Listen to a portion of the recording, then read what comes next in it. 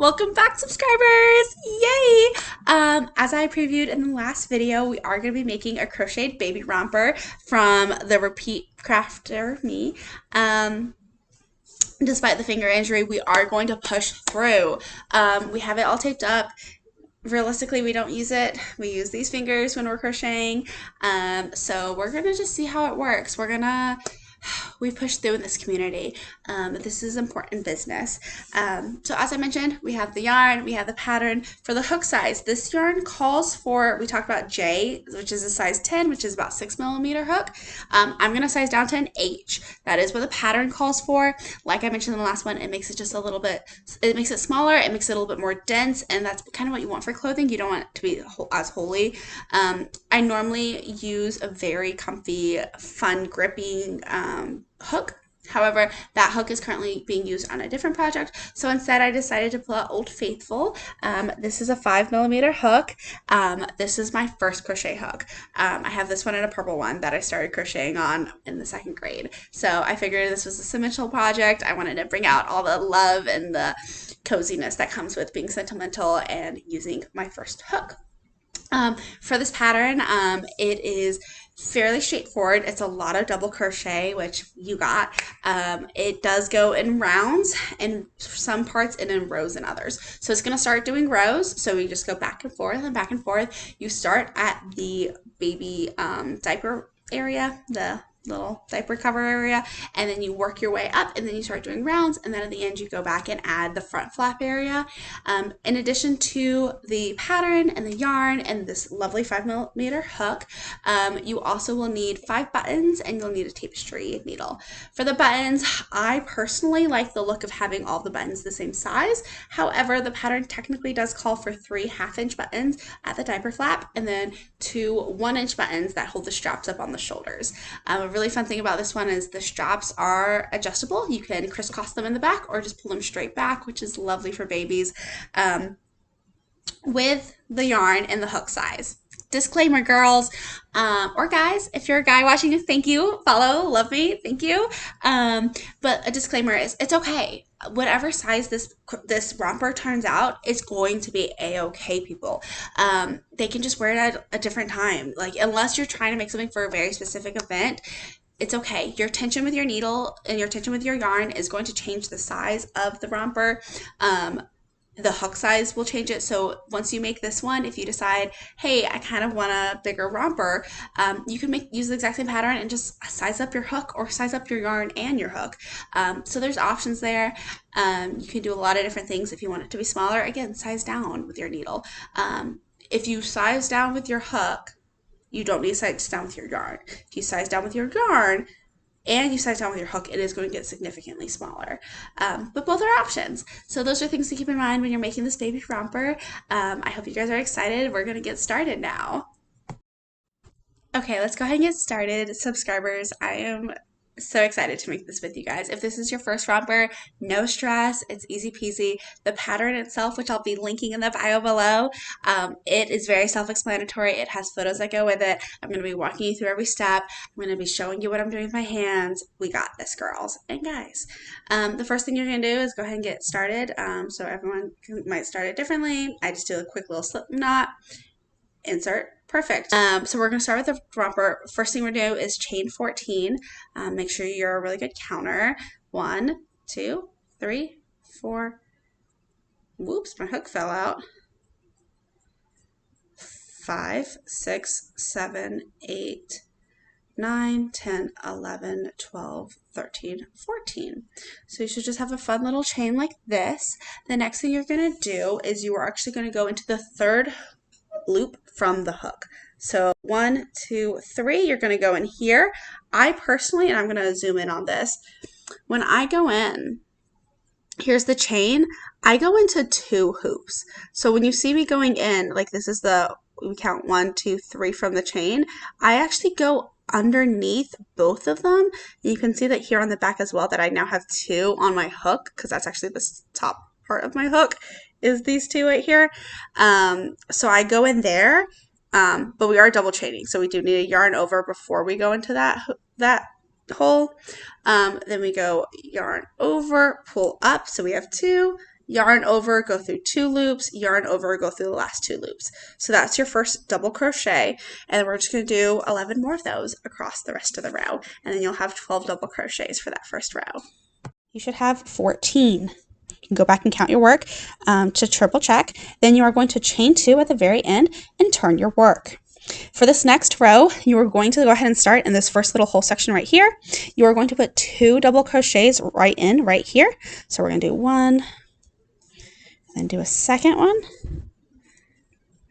And then what you're going to do is you're going to do 10 double crochets. So in the next 10 stitches, you're just going to do a very basic double crochet all the way across. And then that will leave us the last stitch. And in that last stitch, we are going to do 2 more double crochet. What this does is it makes it so that the center part is staying straight, but the sides are getting wider. So that's going to give us a nice sloping V for the diaper cover area for the baby. So it's going to be so adorable. So I always like to count my stitches, make sure I'm doing the right thing and that I'm doing math. That's one of the most challenging parts about crocheting is counting. So I'm at the end, so let's triple check. We double crocheted here, and then we have 1, 2, 3, 4, 5, 6, 7, 8, 9, 10. Perfect. So now we're going to do 2 in this last one. This last stitch area is always a little bit looser in mine because that was actually part of your chain 3 from that first chain, and then you skipped it on the way back. So then you are done with your next row. The next part is to chain 2 again, and then we're going to move on to the next row. So go ahead and flip it. So this next row is super easy, so I'm going to have it from my perspective again. You're going to go into that first little section like I showed you guys last time on the last row, and you're just going to double crochet across. So you have 14 from the last, you did 14 double crochets last row, so this row is also going to have 14 tab over here. So there's lots of math within crocheting, which is such a fun little thing to throw in there, you know? It takes a very intelligent person to be a crocheter. So subscribers, if you've not yet followed that link, hit that follow button. We would greatly appreciate it. But yeah, go ahead and do 14 little double crochets all the way across. And then we're going to go ahead and move on to that next row, which is super exciting.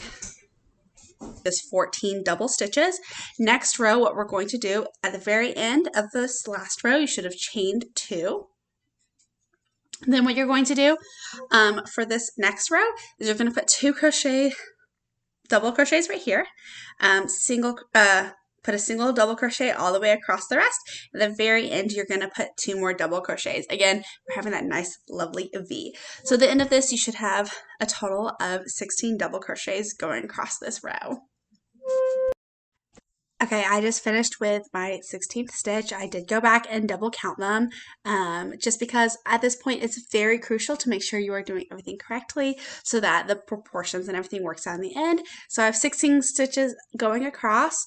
We're going to put another chain 2 at the end, and then we're going to repeat basically the same pattern. In that first stitch, you're going to put 2 double crochets. So go ahead and do that. And then in the next 14 stitches, you are going to go ahead and just do 1 single double crochet in those. And then at the very end, in the last stitch, you're going to put 2 more double crochets in. So again, we're making that lovely V pattern that goes with the diaper cover. As I mentioned earlier, I'm using my sentimental hook, and that's because I am actually making this baby romper for one of my dear friends. She's going to have her first little baby. We don't know the gender yet, which is part of the reason why I use this lovely oatmeal yarn, and I'm doing this very gender neutral pattern, was just so that no matter what their sweet little child is going to be, this will work perfectly for them. Don't forget you can use my promo codes crochet, crochet, crochet to get everything for free on this channel. So that's wonderful. So we're just going to keep crocheting all the way across. And then, like I said, we're going to make sure we're counting our stitches, and then we're going to put 2 in that last stitch. So I'm almost there at this point. So we're going to go ahead, and I always like to backtrack, but right before once I get to that last stitch, I like to go back and count real quick. So we have 2, 4, 6, 8, 10, 2, 4, 6. Perfect, we're at 16. So let's go ahead and put our last 2 in that last little stitch area. And then we have 18 done for that row. Again, go ahead and crochet 2 in that chain, and then you're going to turn it. For this next one, same pattern. We're going to put 2 double crochets in that first little area, so right here, and go ahead and go. And then once we have 2 in that first one, we're going to do in the next 16 stitches 1 double crochet in each one, and then in the last one you are going to put 2 double crochets in it. This one's special though, so when you get to the end, just stop for a second and just take a deep breath and like relax.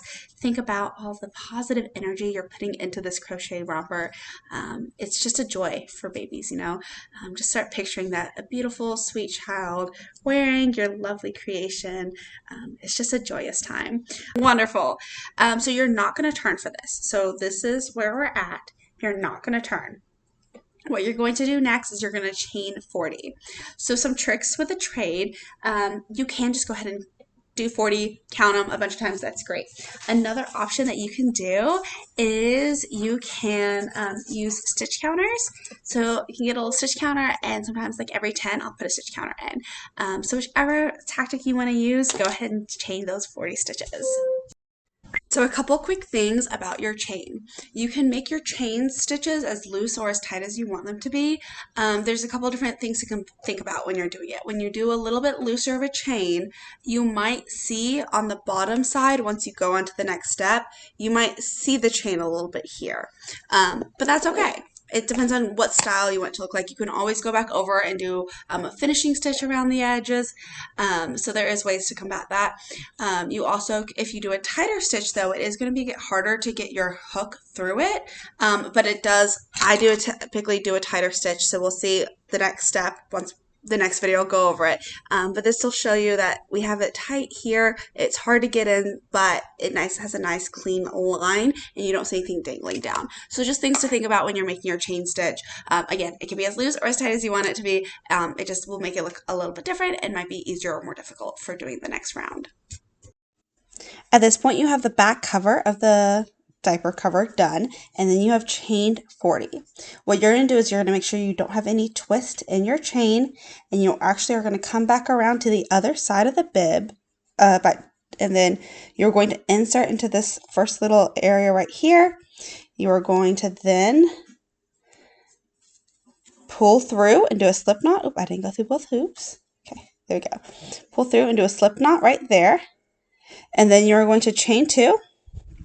And then you are going to go in the same stitch area, insert, and do a double crochet. And then you are going to continue to do a double crochet all the way around. And then when we get to the chain section, I will show you the best way to do that. Okay, so we now have, from here we started and we went over and we did 10 double crochets, and I put a little marker there so I don't have to keep counting. Another 10, I put another little marker right there. So now we're going to be in the chain section for the next 40 stitches. And so when I do this, I yarn over, and I personally, if we look at the chain right here, I personally make sure I go under and then go back through and get both of the loops in this chain. So sometimes depending on how tight you did your chain stitches, it might be a little difficult. So you see that there's the bottom little chain right there, and you can kind of see that right here. If you see all the little loops right there, that's the bottom part of that chain. So that's what you should have left when you are double crocheting through the chain. So you go just like that, and then okay, so when you finished all 60, you should have just this last little area right here where you've done your 60th stitch. You're right up next to where you first started, and you are going to slip stitch into that area. So at the very top of that stitch right here, you're going to go into those 2, and then yarn over and pull through both, and then you have completed that row. So it's perfectly done, completed round. That's our first round we've completed. You're going to then double crochet, or sorry, you're going to chain 2 like that, and then you're going to double crochet in all 60 again, just like that. You're not going to be increasing at all, and you're going to do that for 8 more rows. So this was row 1. You want 8 additional rows after this.